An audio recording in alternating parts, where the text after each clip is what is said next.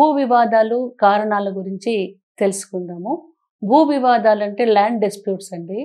ఇటీవల కాలంలో భూములకు సంబంధించినటువంటి వివాదాలకు సంబంధించి అనేక సూట్స్ కోర్టులో ఫైల్ అవుతున్నాయి. సూట్స్ అంటే అనేక దావాలు కోర్టులో వేస్తూ ఉంటారు. అసలు ఈ భూ వివాదాలు ఏంటి, ఎన్ని రకాల వివాదాలు ఉంటాయో మనం తెలుసుకుందాము. ఈ భూ డిస్ప్యూట్స్ కు కారణం ఏంటంటే నెంబర్ 1 సరిహద్దుకు సంబంధించినటువంటి వివాదం. మనందరికీ తెలుసు, సరిహద్దులకు సంబంధించి మా స్థలాన్ని ఒక ఫీట్ ఆక్రమించారని అదర్ సైడ్ వాళ్ళు, తర్వాత ఇంకొక సైడ్ వాళ్ళేమో లేదు మా స్థలాన్ని ఆక్రమించారని చెప్పేసి సరిహద్దులు ఆక్రమణకు గురవుతున్నాయని చెప్పేసి సరిహద్దులకు సంబంధించినటువంటి అంటే బౌండరీ డిస్ప్యూట్స్ ఎక్కువగా వస్తున్నాయి అన్నమాట.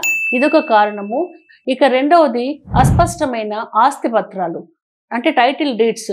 ఆస్తికి సంబంధించినటువంటి పత్రాలు అస్పష్టంగా ఉన్నప్పుడు ఎవరు యజమానో ఎవరు హక్కుదారో కనుక్కోలేక ఈ అస్పష్టమైన ఆస్తి పత్రాలు టైటిల్ డీడ్స్ గురించి కొన్ని వివాదాలు కోర్టుల దాకా వస్తున్నాయి. మూడవది వారసత్వమైన ఆస్తికి సంబంధించినటువంటి వివాదాలు.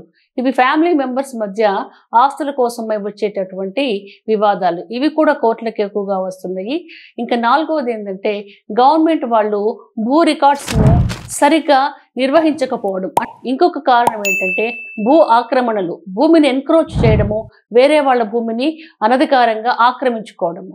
కాబట్టి ఈ రకాల కారణాల వల్ల అనేక భూ వివాదాలు కోర్టుల వరకు వస్తున్నాయి.